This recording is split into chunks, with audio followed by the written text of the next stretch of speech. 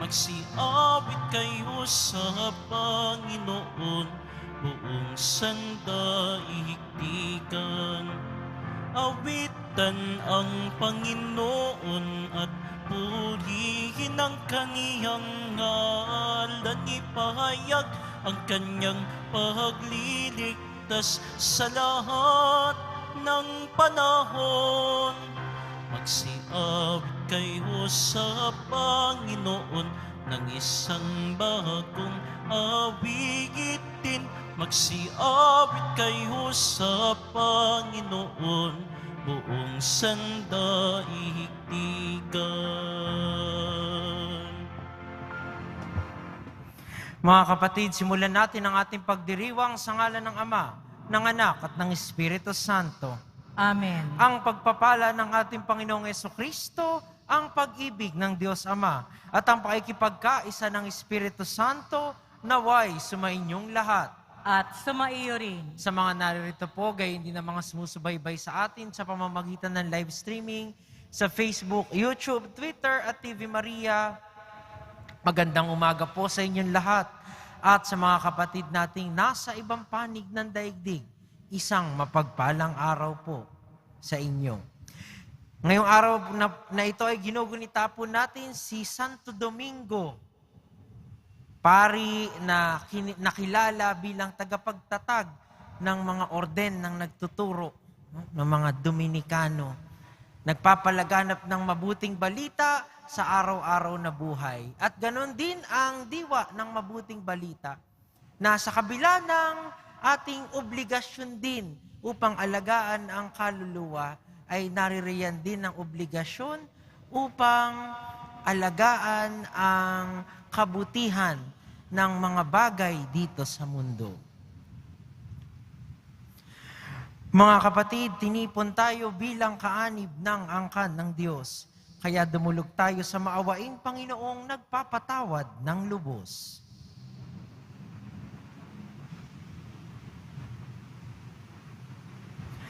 Sinugong tagapagpagaling sa mga nagsisisi, Panginoon, kaawaan mo kami. Panginoon, kaawaan mo kami. Dumating na tagapag-anyayang mga makasalanan ay magsisi, Kristo, kaawaan mo kami. Kristo, kaawaan mo kami. Nakaluklok ka sa kanan ng Diyos Ama para ipamagitan kami. Panginoon, kaawaan mo kami. Panginoon, kaawaan mo kami. Kaawaan tayo na makapangyarihang Diyos, patawarin tayo sa ating mga kasalanan at patnubayan tayo sa buhay na walang hanggan. Amen. Manalangin tayo. Ama naming makapangyarihan, ang iyong sambayanan naway tuwangan ng ulirang pamumuhay at pagdalangin ni Santo Domingo.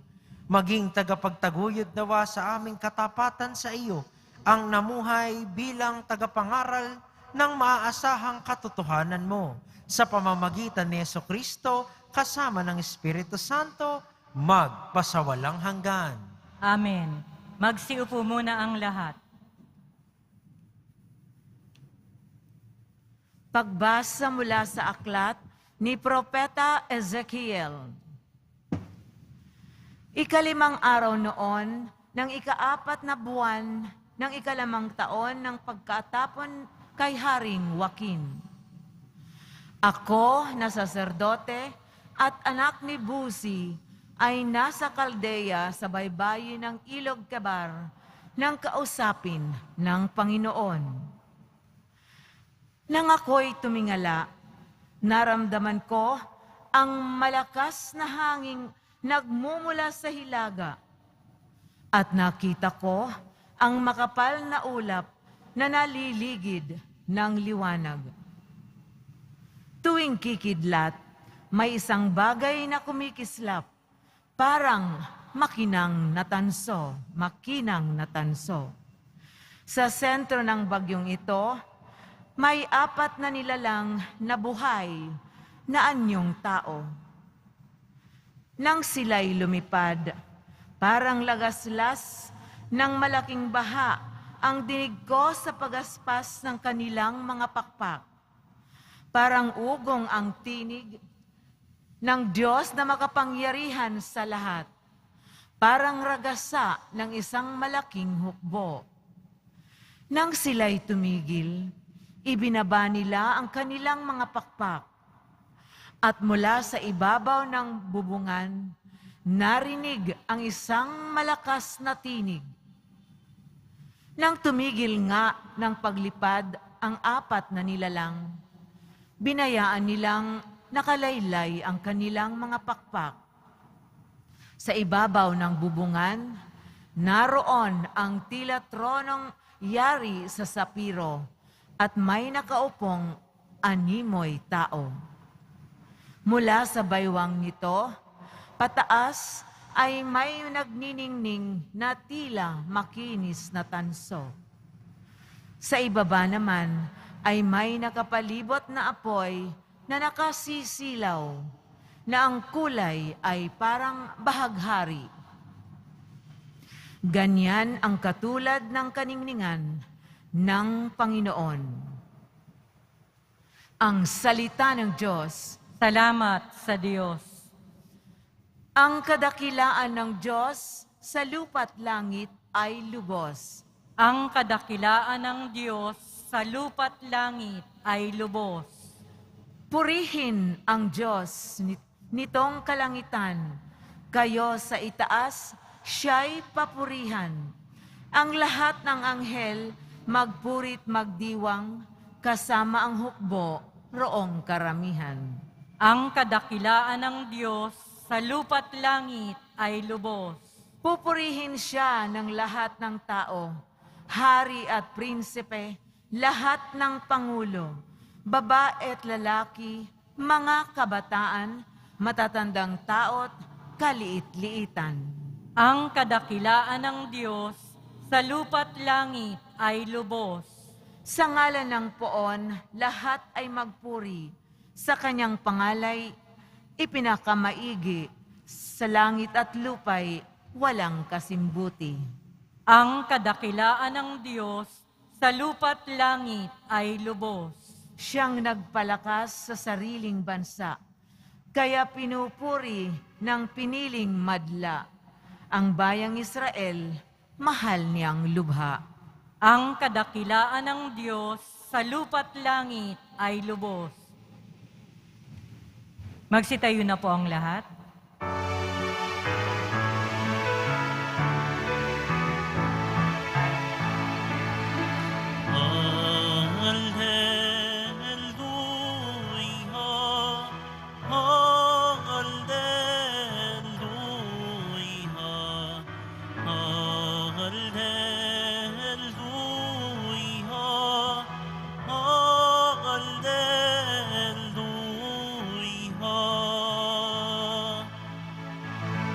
Tayo'y tinawag ng Diyos upang magningning na lubos sa aral ni Kristo Jesus. Alleluia, alleluia. Alleluia, alleluia.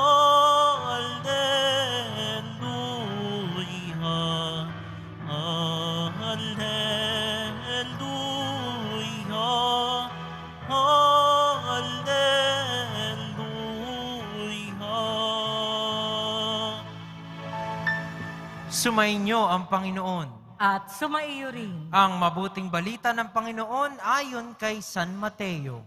Papuri sa iyo, Panginoon. Noong panahong iyon, nang nagkakatipon sa Galilea sina Jesus at ang mga alagad, sinabi niya sa kanila, ang anak ng tao ay ipagkakanulo at papatayin, ngunit muling mabubuhay sa 3 araw.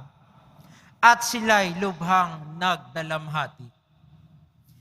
Pagdating nila sa Capernaum, lumapit kay Pedro ang mga maniningil ng buwis para sa templo. Tinanong siya, nagbabayad ba ng buwis para sa templo ang inyong guro? Opo, sagot ni Pedro. At nang dumating siya sa bahay, tinanong na siya agad ni Jesus, ano ba ang palagay mo, Simon? Kanino sumisingil ang bayad sa lisensya o buwis sa mga hari sa lupa? Sa mga mamamayan ba o sa mga dayuhan? Sa mga dayuhan po, tugon niya. Sinabi ni Jesus, kung gayon, hindi pinapagbabayad ang mga mamamayan. Gayunman, para wala silang masabi sa atin, pumaroon ka sa lawa at ihagis mo ang kawil. Kunin mo ang unang isdang mahuhuli. Ibuka mo ang bibig nito at may makikita kang isang salaping pilak. Kunin mo ito at ibayad sa buwis nating dalawa. Mga kapatid, ang mabuting balita ng Panginoon. Pinupuri ka namin, Panginoong Heso Kristo. Magsipo muna tayong lahat. Muli po sa mga naririto, gayon din ang mga sumusubaybay sa atin sa pamamagitan ng live streaming, magandang umaga po sa inyong lahat. At sa mga kapatid nating nasa ibang panig ng daigdig, isang mapagpalang araw po. Iniisip ba natin ang kapakanan ng iba dito sa ating buhay? No? Medyo nakakalito yung ating mabuting balita ngayon dahil ito ay tungkol sa pagbubuwis. No? At kung bakit nagbabayad si Jesus at si Pedro ng kanilang buwis. No? Kaya naman siguro kailangan nating bigyang linaw kung ano yung nakapalagay dito sa mabuting balita nang lalo nating maunawaan. No? Na tunghayan natin na si Jesus ay nasa Capernaum. No? Sa labas ng lungsod ng Jerusalem. No? At bilang isang Hudyo, unang-una, magtataka sila kung bakit siya naroroon. No? Kaya nga nagtanong sila, nagtanong ang mga tao doon, na nagbabayad ba ng buwis ang inyong guro? Kinikilala ba niya ang kanyang sarili bilang hindi lamang isang guro, kundi isang taga-Jerusalem? O nagsumasamba sa templo ng Jerusalem? No? Kaya sinagot ni Pedro, opo, nagbabayad siya ng buwis. Pero maganda yung tanong ni Jesus nung dumating siya. No? Para kanino ba yung, o sino ba dapat ang nagbabayad ng buwis? Bakit sila naniningil sa labas ng Jerusalem? Gayong ito ay para sa templo, para sa mga mamamayan na sumasamba sa Jerusalem. Ang ginagawa kasi noon, binubuwisan kahit ang mga nakapalibot sa Jerusalem. No? Kaya nabanggit ni Pedro, no? Sino bang sinisingil? Yung mga dayuhan po. At hindi pinagpapabayad yung mga mismong nasa Jerusalem. Inuunang singilan ng buwis ang mga dayuhan. Bagamat ito yung mga tinatawag na dayuhan, eh sila rin ay sumasamba sa templo.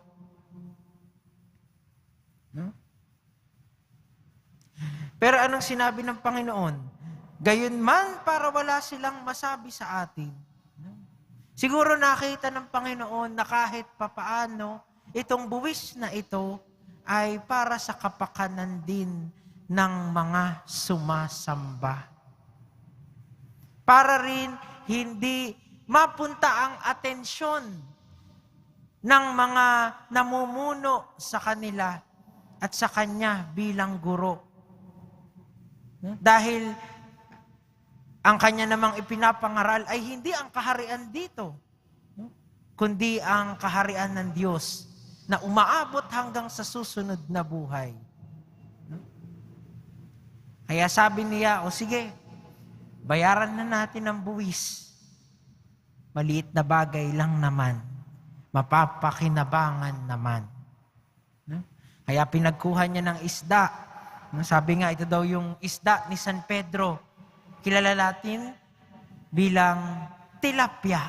No? At doon niya pinagkuha ng 2 pirasong pilak para ipambayad.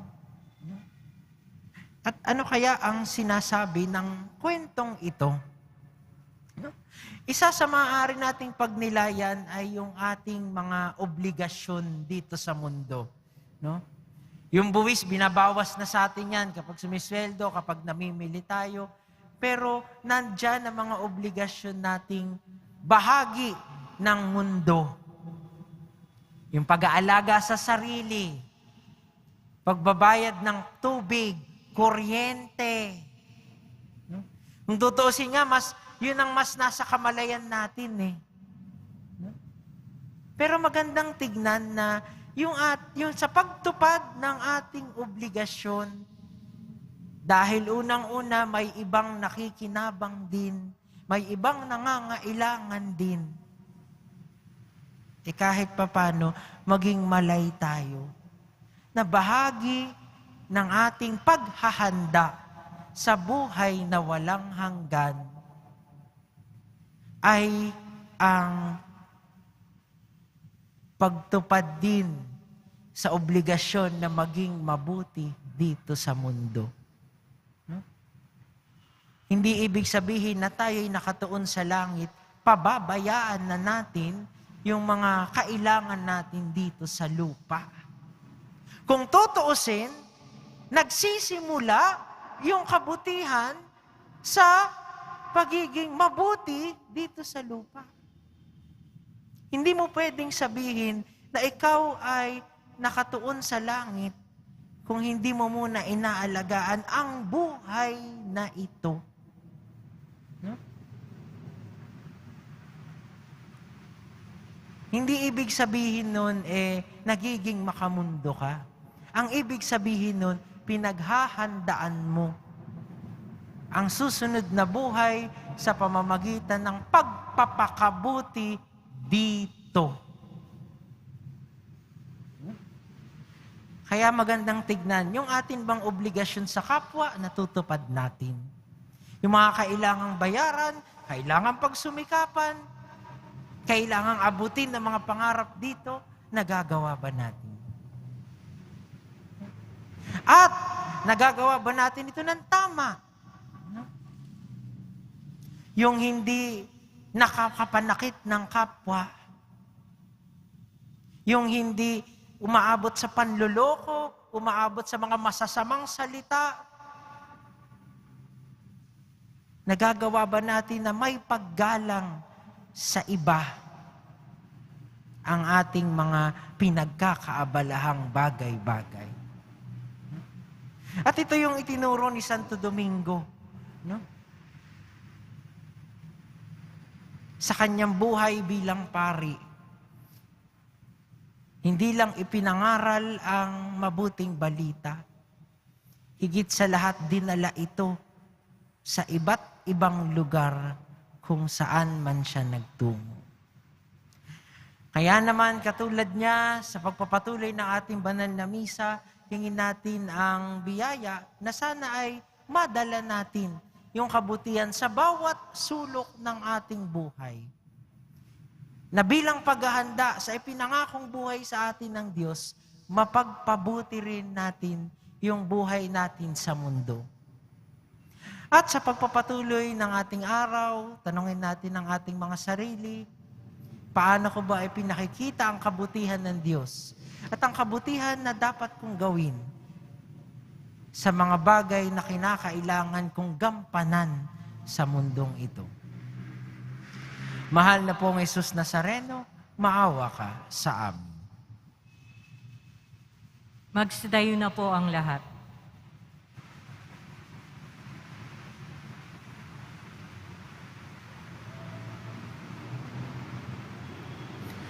Sa ating kahinaan at pangangailangan, dumulog tayo sa Diyos na ating dapat sundin at paglingkuran sapagkat Siya ang pinagmumulan ng lahat ng kapangyarihan sa sandaigdigan.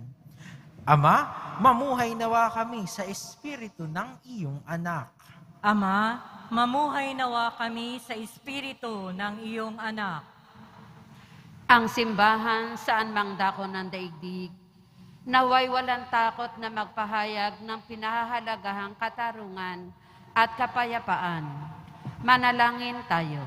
Ama, mamuhay nawa kami sa espiritu ng iyong anak.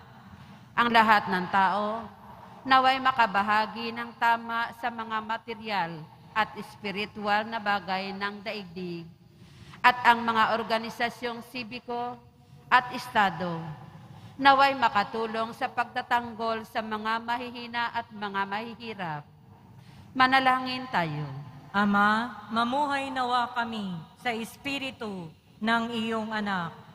Ang lahat ng mamamayan, naway magkaroon ng malakas na kamulatan sa sibikong tungkulin at maging aktibo sila na makilahok tungo sa pangkalahatang kabutihan. Manalangin tayo. Ama, mamuhay nawa kami sa espiritu ng iyong anak. Tayo naway maging mga daan ng pag-ibig at kalinga ni Kristo para sa mga may sakit at mga nagdurusa. Manalangin tayo. Ama, mamuhay nawa kami sa espiritu ng iyong anak. Ang mga yumao naway magkaroon ng kasiyahan sa kaharian ng kapayapaan. Manalangin tayo. Ama, mamuhay nawa kami sa espiritu ng iyong anak. Sa katahimikan ng ating puso't diwa, alay natin sa Panginoon ang ating mga panalangin, gayon din ang panalangin ng mga taong mahalaga sa atin. Sama po natin sa ating mga dasal, ang mga frontliners at health workers na sa kanilang pagtupad, sa kanilang tungkulin dito, sa paglilingkod sa kapwa, ay nakikiisa at tumutupad sa paghahanda o sa tungkulin sa paghahanda sa buhay na walang hanggan, lalong-lalo na ngayong panahon ng pandemya. Manalangin tayo. Ama, mamuhay nawa kami sa espiritu ng iyong anak. Ama ng awa, dapat na gamitin ang lahat ng talento sa lupa para sa pagsusulong ng paghahari ng iyong katarungan, kapayapaan at pagkakapatiran ng iyong bayan sa pamamagitan ng aming bukas loob na kaharian dito sa lupa. Hinihiling namin ito sa pamamagitan ni Kristong aming Panginoon. Amen. Magsiupo po ang lahat.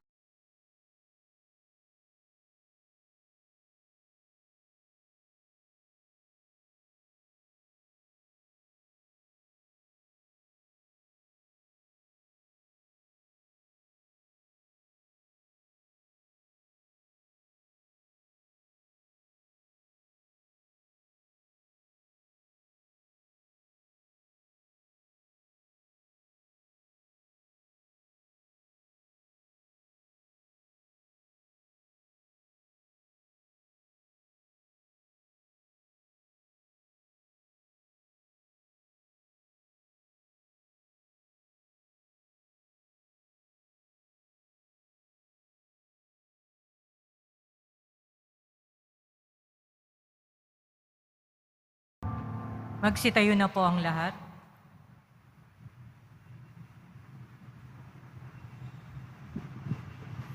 Manalangin kayo mga kapatid upang ang paghahain natin ay kalugdan ng Diyos Amang makapangyarihan. Tanggapin nawa ng Panginoon itong paghahain sa iyong mga kamay, sa kapurihan niya at karangalan, sa ating kapakinabangan at sa buong sambayanan niyang banal. Ama naming lumikha, ang mga inihahain naming panalangin ay tunghayan mo, pakundangan sa pakiusap ni Santo Domingo. Sa katatagang dulot ng paghahaing ito, pagtibayin mo ang mga nagtatanggol sa pananampalataya. Pakundangan sa pagtatangkilik ng kagandahang loob mo. Sa pamamagitan ni Jesucristo, kasama ng Espiritu Santo, magpasawalang hanggan. Amen. Sumainyo ang Panginoon. At sumaiyo rin. Itaas sa Diyos ang inyong puso at diwa. Itinaas na namin sa Panginoon. Pasalamatan natin ang Panginoong ating Diyos. Marapat na siya ay pasalamatan. Ama naming makapangyarihan, tunay ngang marapat na ikaw ay aming pasalamatan sa pamamagitan ni Jesucristong aming Panginoon. Ngayong si Santo Domingo ay pinararangalan sa pamumuhay niyang totoong uliran at pagiging maaasahan sa panunungkulan. Kaya't si Jesucristo na maaasahan sa katapatan ay inihayag sa pangangasiwa sa sambayanan. Ang malasakit na mga ulirang tagapangasiwa noon ay nagpapatuloy magpahanggang ngayon sa mga panalangin kanilang iniuukol. Kaisa ng sambayanan mong dito'y nagtitipon. Kaya kaisa ng mga anghel na nagsisiawit ng papuri sa iyo nang walang humpay sa kalangitan, kaming nagbubunyi sa iyong kadakilaan. Santo, Santo, Santo, Panginoong Diyos ng mga hukbo, napupuno ang langit at lupa ng kadakilaan mo. O sana sa kaitaasan, pinagpala ang naparirito sa ngalan ng Panginoon. O sana sa kaitaasan. Magsiluhod po ang lahat. Ama naming banal, ikaw ang bukal ng tanang kabanalan. Kaya't sa pamamagitan ng iyong Espiritu, gawin mong banal ang kaloob na ito upang para sa amin maging katawan at dugo ng aming Panginoong Hesukristo. Bago niya pinagtiis ang kusang loob na maging handog, hinawakan niyang tinapay, pinasalamatan kaniya, pinaghati-hati niya iyon, iniabot sa kanyang mga alagad at sinabi, tanggapin ninyong lahat ito at kanin. Ito ang aking katawan na ihahandog para sa inyo.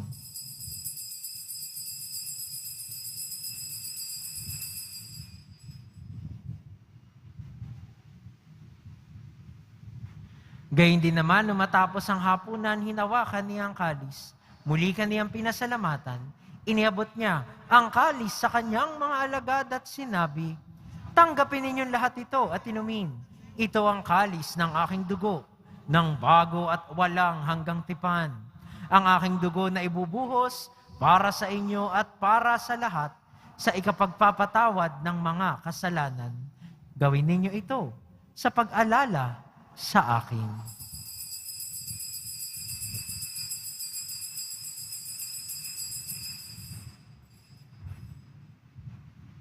Magsitayo na po ang lahat. Ipagbunyi natin ang misteryo ng pananampalataya. Si Kristo'y namatay, si Kristo'y nabuhay, si Kristo'y babalik sa wakas ng panahon. Ama, ginagawa namin ngayon ang pag-alala sa pagkamatay at muling pagkabuhay ng iyong anak. Kaya't iniaalay namin sa iyo ang tinapay na nagbibigay buhay at ang kalis na nagkakaloob ng kaligtasan. Kami nagpapasalamat dahil kami iyong minarapat na tumayo sa harap mo para maglingkod sa iyo. Isinasamo namin kaming magsasalo-salo sa katawan at dugo ni Kristo ay mabuklod sa pagkakaisa sa pamamagitan ng Espiritu Santo. Ama, lingapin mo ang iyong simbahang laganap sa buong daigdig. Puspusin mo kami sa pag-ibig. Kaisa ni Francisco naming Papa at ni Jose naming Obispo at ng Tanang Kaparian. Alalahanin mo rin ang mga kapatid naming nahimlay nang may pag-asang sila'y muling mabubuhay, gayon din ang lahat ng mga pumanaw. Kaawaan mo sila at patuloyin sa iyong kaliwanagan. Kaawaan mo at pagindapatin kaming lahat na makasalo sa iyong buhay na walang wakas. Kaisa ng mahal na Birheng Maria na Ina ng Diyos, ng kabiyak ng puso niyang si San Jose, kaisa ng mga apostol, ni Santo Domingo, ni San Juan Bautista, at ng lahat ng mga banal na namuhay dito sa daigdig ng kalugod-lugod sa iyo, maipagdiwang nawa namin ang pagpupuri sa ikararangal mo sa pamamagitan ng iyong anak na aming Panginoong Hesukristo. Sa pamamagitan ni Kristo, kasama niya at sa Kanya, ang lahat ng parangal at papuri ay sa iyo, Diyos Amang makapangyarihan, kasama ng Espiritu Santo, magpasawalang hanggan. Amen.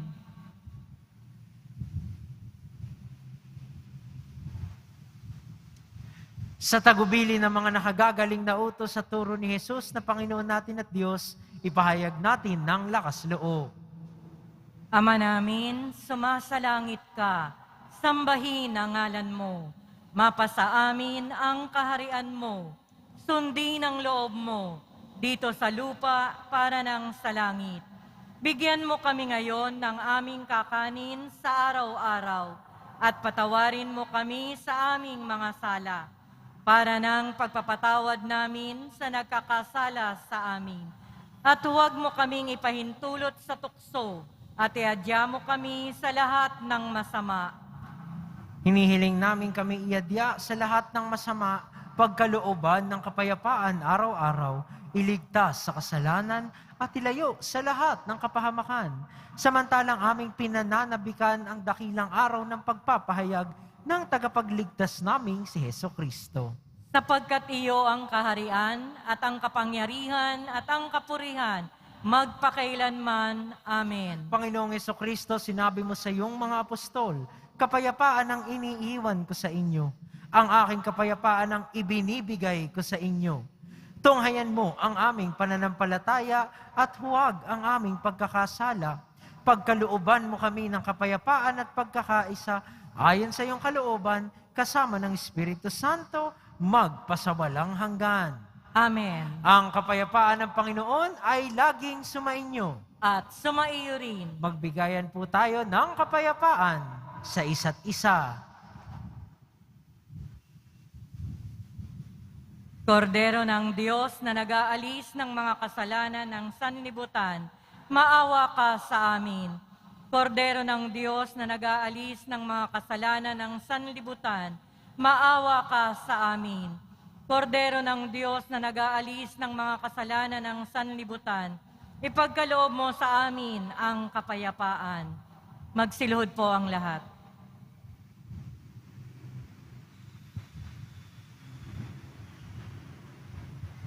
Mga kapatid, ito ang kordero ng Diyos. Ito ang nag-aalis ng kasalanan ng sanlibutan. Mapalad ang mga inaanyayahan sa kanyang piging.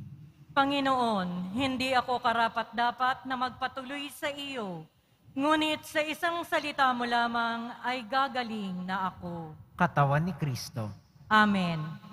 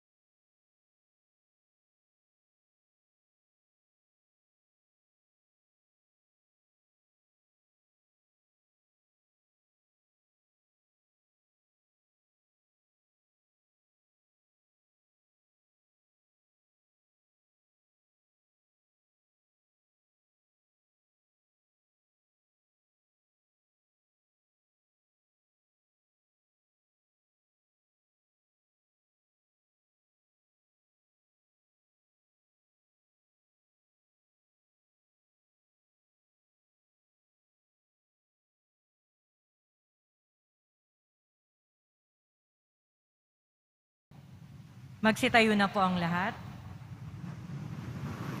Manalangin tayo. Ama naming mapagmahal, ang lakas na dulot ng piging mong banal, ngayong ginugunita si Santo Domingo, ay lubusan nawang pakinabangan ng iyong sambayanan, na napanariwa at napamunga sa kanyang pangangaral, at naway matulungan ng kanyang pagdarasal sa pamamagitan ni Hesukristo kasama ng Espiritu Santo, magpasawalang hanggan. Amen. Sumainyo ang Panginoon. At sumaiyo rin. Magsiyuko para sa pagbabasbas. Mahal na pong Jesus Nazareno, inihayag mo sa pamamagitan ng krus ang walang maliw na pag-ibig ng Diyos sa sangkatauhan.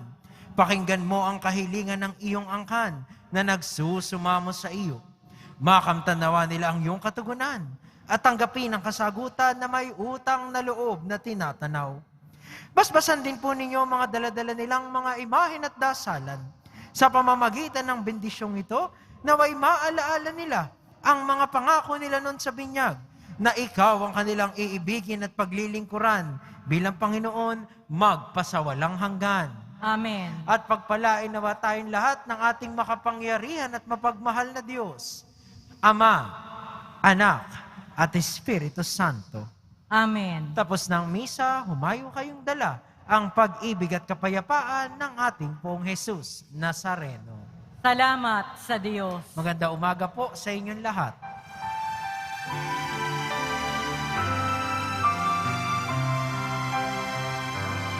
Nuestro Padre Jesus Nazareno, sinasamba ka namin, pinipinto ka namin, aral mo ang aming buhay at kaligtasan. Nuestro Padre Jesus Nazareno, iligtas mo kami sa kasalanan. Ang krus mong kinamatayan ay sagisag ng aming kaligtasan. Nuestro Padre Jesus Nazareno, dinarangal ka namin. Nuestro Padre Jesus Nazareno, nilulwalhati ka namin. Nuestro Padre Jesus Nazareno, dinarangal ka namin. Nuestro Padre Jesus Nazareno, nilulwalhati ka namin.